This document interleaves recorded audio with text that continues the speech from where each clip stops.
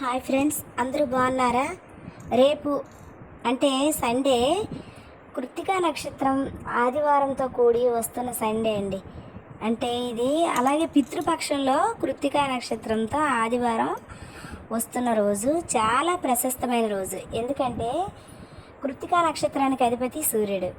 అలాగే పితృదేవతలకు కూడా సూర్యుడి ద్వారానే పితృదేవతలు సూర్యుడికి అర్ఘ్యమిస్తే సూర్యుడి ద్వారా పితృదేవతలకు అది చెందుతుంది.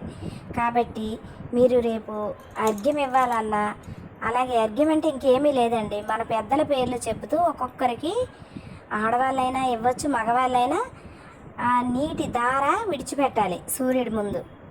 అలాగే అందులో కొంచెం నువ్వులు నీళ్లు కలిపి కూడా తిలోదకాలు అంటారు, దాన్ని కూడా మనము అర్ఘ్యము సూర్యదేవునికి ఇవ్వచ్చు.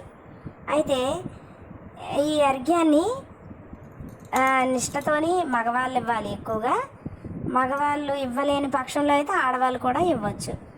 అలాగే ఇంకేంటి, సూర్యదేవుడికి ప్రార్థించి మా పెద్దలకి ఇమ్మని ఒక్కొక్కరు పెద్దల పేర్లు చెప్తూ మనం అర్ఘ్యం ఇవ్వాలి. ఒకవేళ పెద్దల పేర్లు మనకు తెలియలేదు అనుకోండి, యజ్ఞేశ్వరి, ఆడవాళ్ళైతే యజ్ఞేశ్వరి, మగవాళ్ళైతే యజ్ఞేశ్వరుడు అని అర్ఘ్యం ఇచ్చేయాలి.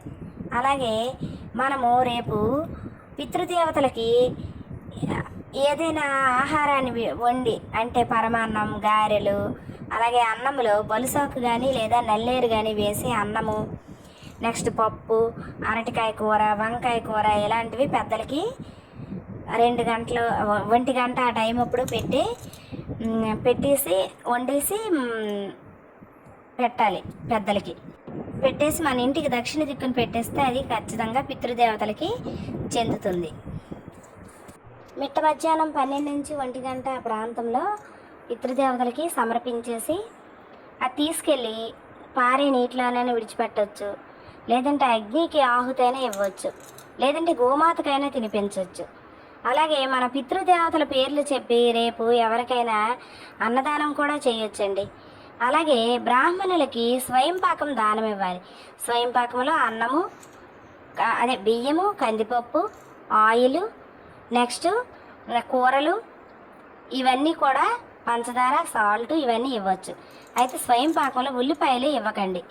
ఇవి కూడా మన పితృదేవతల పేరు చెప్పి పితృదేవతల సంతృప్తి కోసం మనము ఇలాంటివన్నీ రేపు చేస్తే చాలా మంచిది. మన తరతరాల్ని అవి కాపాడుతాయి.